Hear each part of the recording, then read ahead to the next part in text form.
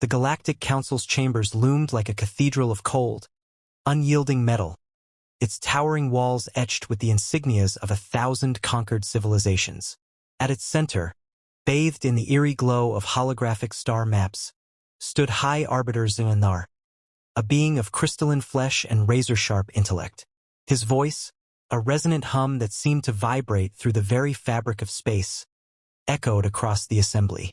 "The humans," he declared, "are an anomaly, unruly, unpredictable, and dangerously self-assured. They must be brought to heel or eradicated." On Earth, the news of the Council's ultimatum spread like wildfire. The message was clear: submit to the Council's authority or face annihilation. Humanity's leaders, gathered in the fortified halls of the United Nations, debated their options with a mixture of defiance and desperation. "We won't bow to them," President Elena Marquez declared, her voice steady despite the weight of the decision. "We've fought too hard for our freedom to surrender it now." But beneath her resolve lay a gnawing fear. The Galactic Council was not known for empty threats. The Shadow Blades arrived without warning. Cloaked in shimmering veils of light-bending technology, they moved like ghosts through Earth's defenses. Their forms were sleek and alien, their bodies a fusion of organic and mechanical perfection. Each carried a weapon that hummed with lethal energy, capable of reducing a human to ash with a single strike.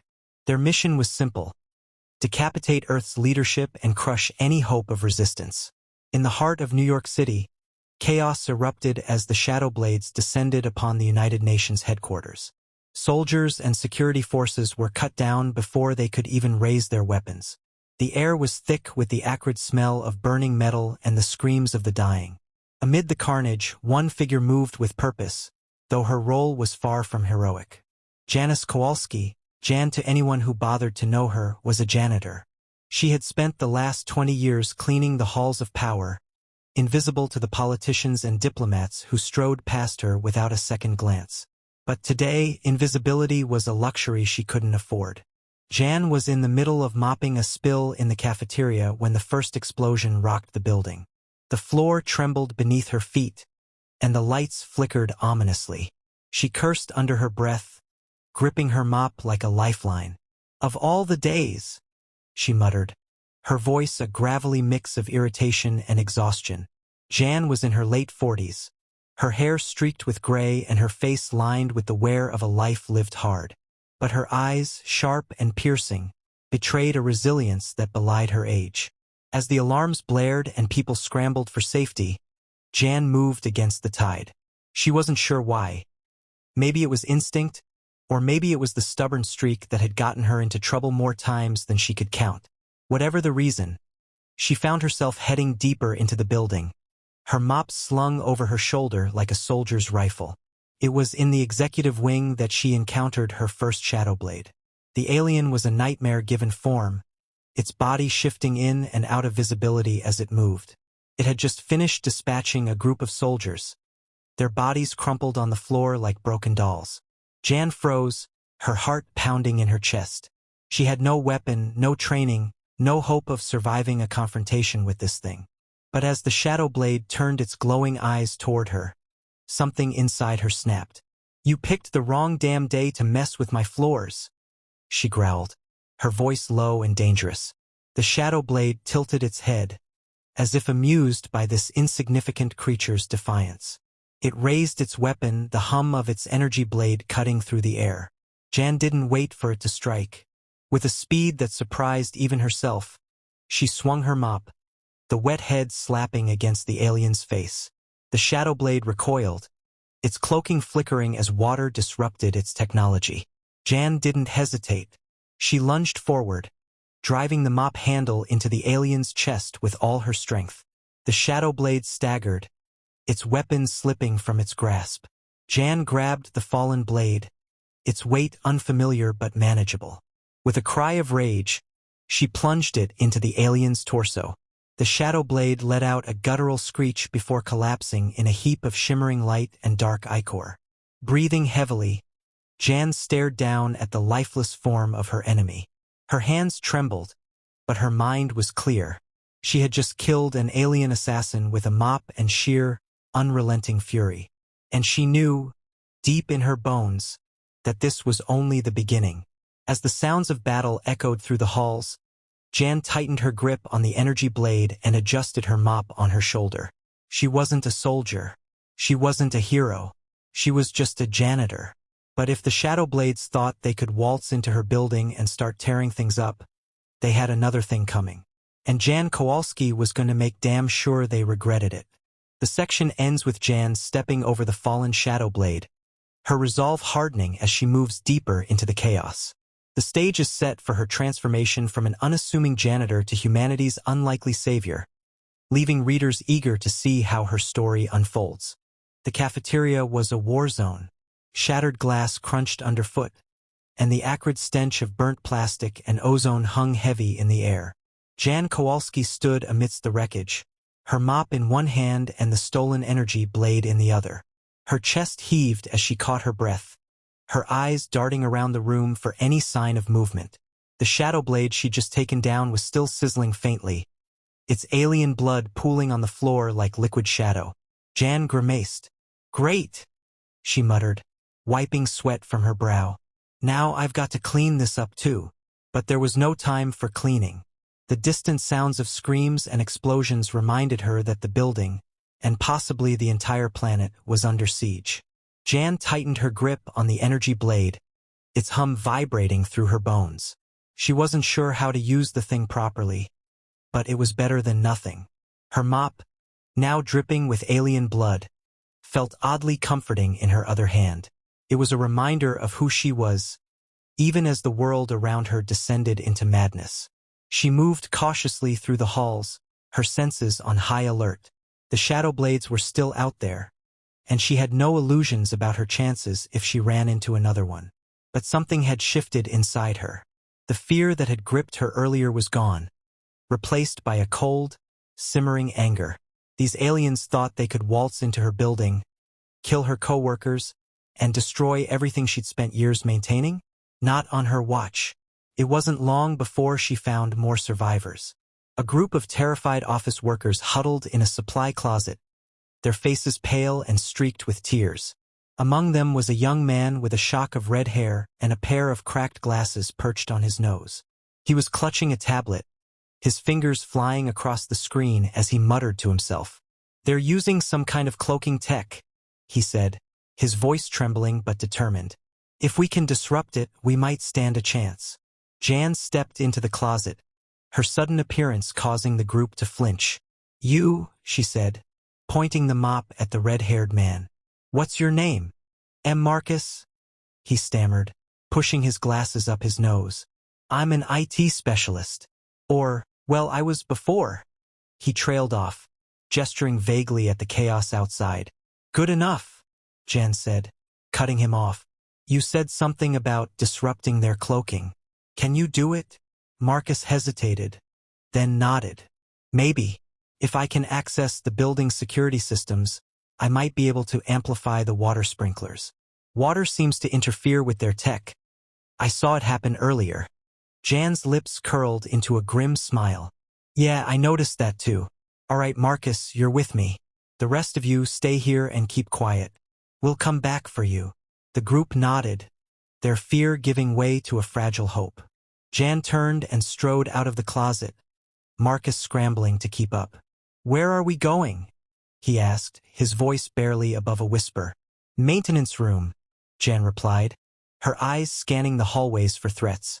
"It's got access to the security systems and the sprinklers. If we're lucky, we can turn this whole building into a death trap for those bastards." They moved quickly, sticking to the shadows and avoiding the main corridors. The building was a maze, but Jan knew every inch of it. She'd spent years navigating its labyrinthine halls, cleaning up after the people who barely noticed her existence. Now, that knowledge was her greatest weapon. They reached the maintenance room without incident, but the door was locked. Jan cursed under her breath and handed the energy blade to Marcus. "Hold this," she said, pulling a set of keys from her belt. She fumbled with the lock for a moment before the door clicked open. Inside, the room was a cluttered mess of wires, pipes, and control panels. Marcus immediately went to work, plugging his tablet into the system and typing furiously. "This might take a few minutes," he said, his eyes glued to the screen. "I need to override the safety protocols and reroute the power to the sprinklers." Jan nodded, leaning against the doorframe and keeping watch. The sounds of battle were growing louder, and she could hear the faint hum of shadow blade weapons in the distance. Her fingers tightened around the mop handle, her knuckles white. She wasn't sure how much longer they had before the aliens found them. Minutes passed like hours, the tension in the room palpable. Finally, Marcus let out a triumphant cry. "Got it! The system's ready. All we need to do is trigger it." Jan stepped forward, her eyes narrowing. "How do we do that?" Marcus pointed to a large red button on the control panel. "That's the manual override. Hit that, and the sprinklers will go off in every room of the building." Jan didn't hesitate. She slammed her hand down on the button, and the building shuddered as the sprinklers roared to life. Water cascaded from the ceilings, drenching everything in its path. Almost immediately, the hum of Shadowblade weapons grew louder, more erratic. Jan peered out into the hallway and saw one of the aliens flickering in and out of visibility, its cloaking tech failing under the deluge. "It's working," she said, a fierce grin spreading across her face. "Let's move." They stepped out into the hallway, the water soaking them to the skin. The shadow blades were disoriented, their movements sluggish and uncoordinated. Jan didn't waste the opportunity. She charged at the nearest alien, swinging her mop with all her strength. The wet head of the mop slapped against the shadow blade's face, and it stumbled back, its weapon slipping from its grasp. Jan drove the energy blade into its chest, the alien's screech of pain music to her ears. Marcus followed close behind, using his tablet to hack into the building's security cameras and guide them to the next target. Together, they moved through the halls like a force of nature, taking down shadow blades with a combination of brute force and cunning. Jan's mop became a symbol of defiance, its humble origins a stark contrast to the high-tech weapons of their enemies. By the time they reached the lobby, the tide had turned. The shadow blades were in full retreat, their once imposing forms reduced to flickering shadows in the waterlogged building. Jan stood in the center of the lobby, her mop resting on her shoulder like a battle standard. Marcus stood beside her, his tablet still in hand but his expression one of awe. "We did it," he said, his voice barely above a whisper. "We actually did it." Jan nodded, her gaze fixed on the retreating aliens. "Yeah," she said, her voice steady. "But this isn't over. Not by a long shot." As the water continued to rain down around them, Jan felt a surge of determination. She wasn't just a janitor anymore. She was a fighter, a leader, a symbol of humanity's unyielding spirit. And she wasn't going to stop until every last shadow blade was driven from her planet. The section ends with Jan and Marcus standing victorious in the lobby, the sprinklers still pouring water around them. The immediate threat has been neutralized, but the larger conflict looms on the horizon, leaving readers eager to see how Jan's journey unfolds. The lobby was a battlefield turned into a makeshift victory ground, water pooling on the marble floors and the faint hum of the sprinklers still echoing through the air. Jan Kowalski stood at the center of it all, her mop resting on her shoulder like a warrior's staff, her breathing heavy but steady. Marcus hovered beside her, his tablet clutched tightly in his hands, its screen flickering with the remnants of the security system he'd hacked. Around them, the survivors began to emerge from their hiding places, their faces a mix of relief and disbelief as they took in the scene. "We need to get organized," Jan said, her voice cutting through the murmurs of the crowd. She wasn't used to giving orders, but the urgency of the situation left no room for hesitation. "Marcus, keep an eye on the cameras. If those shadow blades come back, I want to know before they're on top of us. The rest of you, start gathering supplies, food, water, anything we can use to hold out." The survivors nodded, their fear giving way to a fragile sense of purpose. They scattered, moving with a newfound determination as Jan turned her attention to the task at hand. She knew this building better than anyone, and if they were going to survive, they'd need to use every advantage they had. Marcus approached her, his glasses fogged from the humidity but his expression sharp. "I've got access to the building's comms system," he said, holding up his tablet. "If there are other survivors out there, we might be able to reach them." Jan nodded. "Do it. We need all the help we can get." As Marcus worked, Jan moved through the lobby, her eyes scanning the room for anything useful. She found a first aid kit tucked behind the reception desk and slung it over her shoulder. In a corner, she spotted a fire axe mounted on the wall. She grabbed it, testing its weight in her hand. It wasn't as versatile as her mop, but it would do in a pinch. The sound of footsteps made her turn, and she saw a group of survivors approaching, their arms laden with supplies. Among them was a tall, broad-shouldered man with a military bearing and a grim expression. He introduced himself as Sergeant Daniels, a former soldier who'd been in the building for a meeting when the attack began. "We've got a problem," Daniels said, his voice low and urgent. "The Shadow Blades aren't just retreating, they're regrouping. I saw them heading toward the lower levels, probably trying to cut off our escape routes." Jan's jaw tightened. "Then we need to hit them before they can set up." "Any idea how many we're dealing with?" Daniels shook his head. "Hard to say, but if they're planning something, we can't let them get the upper hand." Jan glanced at Marcus, who was still hunched over his tablet. "Any luck with the comms?" Marcus looked up, his face pale but determined. "I've got a signal, but it's weak. I managed to reach a few groups in other parts of the building. They're holed up, but they're alive. If we can coordinate, we might be able to push back." Jan nodded, her mind racing. They were outnumbered and outgunned, but they had one advantage: the building itself. She knew every corridor, every hidden passage, every maintenance tunnel. If they played their cards right, they could turn the Shadowblade's own tactics against them. "All right," she said, turning to the group. "Here's the plan. We split into teams, small, mobile groups that can move quickly and hit hard. Daniels, you take one team and secure the upper floors. Marcus, you're with me. We're going down to the lower levels to cut off the Shadowblades before they can set up. Everyone else, hold the lobby. If things go south, this is our fallback point." The survivors nodded, their fear tempered by a growing sense of resolve. They moved quickly, forming into teams and arming themselves with whatever they could find. Jan watched them for a moment, a flicker of pride cutting through the tension. These weren't soldiers, but they were willing to fight, and that was enough. She turned to Marcus, who was busy programming his tablet with a map of the building. "You ready for this?" she asked, her voice softer now. Marcus looked up, his glasses slipping down his nose. "Not really," he admitted, "but I'll follow your lead." Jan gave him a small, grim smile. "Good. Let's move." They descended into the lower levels, the air growing cooler and damper as they went. The sprinklers hadn't reached this far, and the silence was unnerving. Jan led the way, her mop in one hand and the fire axe in the other. Marcus followed close behind, his tablet casting a faint glow in the dim light.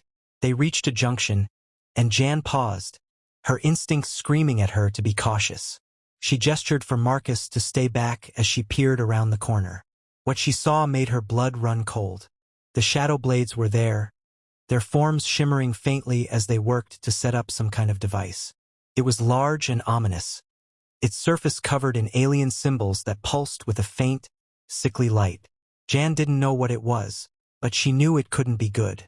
She turned to Marcus, her voice a whisper. "We need to take that thing out. Any ideas?" Marcus frowned, his fingers flying across his tablet. "If I can get close enough, I might be able to disable it. But we'll need a distraction." Jan nodded, her grip tightening on her mop. "I'll handle that. You just be ready to move when I give the signal." She stepped out into the open, her heart pounding but her expression calm. The Shadowblades turned as one, their glowing eyes locking onto her. For a moment there was silence. Then Jan raised her mop and charged. The aliens reacted instantly, their weapons humming to life as they moved to intercept her. Jan swung her mop with all her strength, the wet head slapping against the nearest Shadowblade's face. It stumbled back, its cloaking flickering as water disrupted its tech. Jan didn't stop. She moved like a whirlwind, her mop and axe a blur as she fought to keep the aliens at bay. Marcus darted out from cover, his tablet in hand as he sprinted toward the device. His fingers flew across the screen as he worked to disable it, his breath coming in short, panicked gasps. The Shadow Blades noticed him almost immediately, but Jan was there, intercepting them with a ferocity that left even the aliens stunned. Almost there, Marcus shouted, his voice strained. Just a few more seconds. Jan gritted her teeth, her arms burning with the effort of holding off the Shadow Blades. She could feel herself tiring, her movements slowing as the aliens pressed their advantage. But she couldn't stop. Not now. With a final, desperate swing of her axe, she drove the Shadow Blades back just long enough for Marcus to finish his work. The device let out a high-pitched whine before falling silent, its lights flickering and dying. The Shadow Blades hesitated, their glowing eyes flicking between Jan and the now inert device. Jan didn't give them a chance to regroup. "Fall back!" she shouted, grabbing Marcus by the arm and dragging him toward the exit. They ran, the sound of the Shadow Blades' weapons humming behind them as they fled. The section ends with Jan and Marcus catching their breath in the lobby, the survivors around them celebrating their hard-won victory. But the looming threat of the Shadow Blades and the Galactic Council ensures that the story's tension remains high, leaving readers eager to see how Jan and her makeshift army will face the challenges ahead.